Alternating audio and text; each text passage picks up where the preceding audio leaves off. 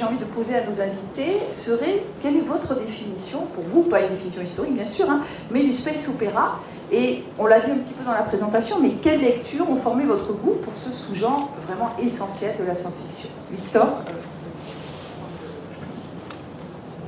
Je suis très certainement le moins expert de cette table ronde sur le sujet. Donc très, très humblement, le space opéra, pour moi, il y a des images qui viennent comme ça au cinéma, c'est Star Wars. En littérature, un livre qui m'a beaucoup marqué, c'est Hyperion de Dan Simmons. J'ai l'impression que le space opéra, c'est un peu projeter dans le futur et dans la science-fiction l'équivalent des épopées antiques, c'est-à-dire donner un souffle extrême à des histoires qui sont plus grandes que nature, dans un contexte de science-fiction.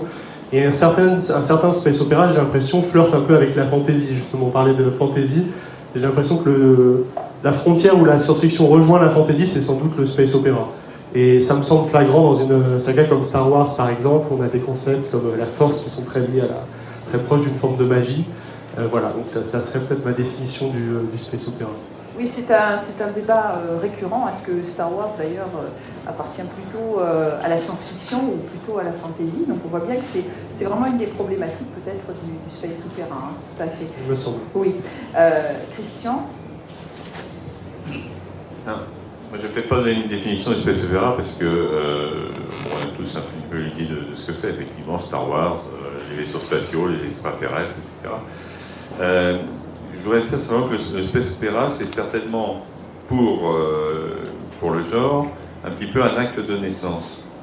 C'est-à-dire que moi, quand j'ai commencé à lire de la science-fiction, c'était le Fleuve Noir, c'était les revues comme fiction, et c'était du space opéra. C'est-à-dire ça se passait ailleurs, ça ouvrait de larges horizons, tout était possible. Bon, sur la Terre, on avait exploré à peu près toutes les terra incognita, donc allez, on est un petit peu plus loin, puis on commençait à bien connaître le système planétaire, du moins on croyait, le système solaire, on croyait, donc on allait encore plus loin, dans les galaxies, on pouvait tout imaginer, quoi. Donc la science-fiction, c'est un peu le conte de fées moderne, c'est-à-dire c'est la liberté donnée à l'imaginaire, d'errer de monde en monde, d'explorer différents modèles de société, mais toujours avec beaucoup de mouvements, beaucoup d'actions. C'est ce qui différencie peut-être d'autres genres comme le planète opéra. J'ai un peu l'impression d'enfoncer les portes ouvertes en disant ça. Mais... Oui, Laurent, peut-être point de vue historique. Moi, je dis souvent que le space opéra, c'est ailleurs et demain. S'il fallait résumer en deux mots, c'est ça. C'est-à-dire que c'est un cadre, finalement, et on peut faire énormément de choses, et le space opéra, il a fait énormément de choses. Il est né, ouais, dans les pulps et dans les trucs, mais en fait, il s'est affranchi, au final. Il est devenu plus réaliste, de plus en plus réaliste. Et quand on voit Dan Simmons, justement, on est dans un space opéra qui n'a pas renoncé au vaisseau d'1 kilomètre de long, mais qui est devenu beaucoup plus réaliste qu'il n'était dans les années 30-40. Et on peut faire, en fait, on peut tout faire dans le space opéra parce que c'est tellement vague, justement, comme c'est un simple cadre. À travers, on peut faire exploser les cadres, mais par exemple, j'avais fait un space opéra qui était avec un seul personnage sur une station, donc un truc complètement intimiste. Donc on était à l'opposé de la naissance du space opéra, qui est le côté opéra du space opéra, c'est, comme tu disais, plus grand que nature. Voilà, tout est plus grand, tout est plus, les dimensions sont colossales, etc.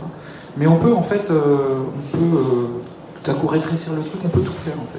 Le space opéra, pour moi, il est vraiment au cœur du genre, dans le sens où à l'intérieur du space opéra se posent les mêmes problèmes et les mêmes problématiques que la SF tout entière, c'est-à-dire le niveau de réalisme, le niveau métaphorique, et au final, c'est quelque chose de vraiment de très très vaste, quoi. Et donc chaque mouvement, le space opéra, il a accompagné tous les changements sociétaux.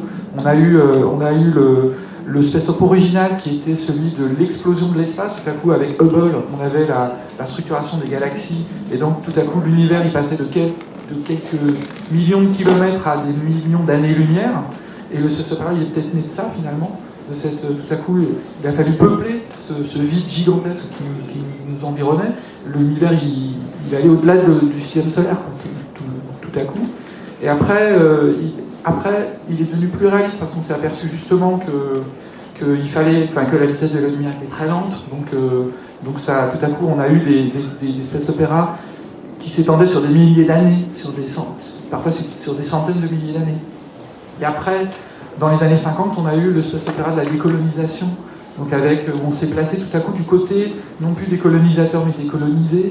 Enfin voilà, donc ça a été, chaque époque a accompagné les grands changements scientifiques et sociétaux aussi. Donc pour moi, il est vraiment au cœur de la SF.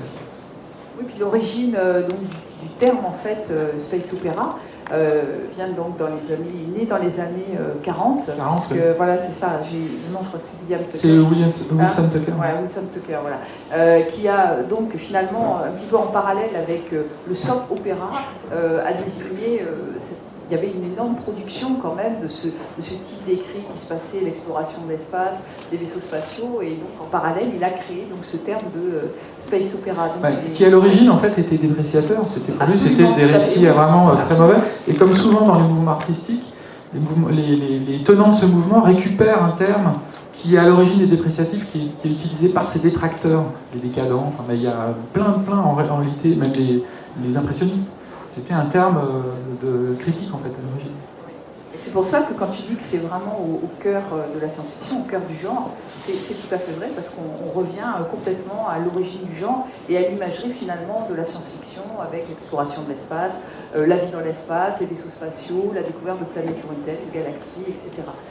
Donc Olivier, oui, sur les questions des origines ou de l'attrait pour le space opéra, moi c'est pas la littérature. Si j'ai commencé à apprécier le space opéra, je fais partie de cette génération qui a connu Albator sur la télé. Et donc pour moi, ce type de space opéra, c'était... D'abord, ça a beaucoup à voir avec le western, dans le style des grands espaces, de la découverte, de l'humain face à ce grand espace. Et moi, ce qui m'a surtout attiré là-dedans, c'était que l'espace n'était pas un décor, mais un lieu où on peut vivre.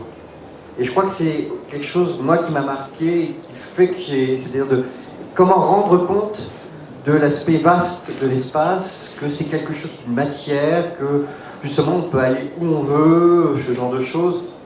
En plus, Matsumoto, donc l'auteur d'Albator, a poussé le vice jusqu'à faire un vrai space-op, puisqu'il y a une de ses séries Albator qui est inspiré de l'anneau des Nibelungen, donc l'opéra wagnérien dans l'espace. Donc là, il l'a fait vraiment au maximum, et de quelque chose qui englobe, puisqu'il utilise le fait que voyager dans l'espace, c'est aussi, quand on va très, très vite, voyager dans le temps. Donc il y a eu toute une réflexion sur le fait que le passé et le futur peuvent se rejoindre, voilà, il y a toute une réflexion là-dedans. Donc moi, mon attrait par le space-op, c'est l'aspect visuel, par le manga, par Matsumoto et Albator.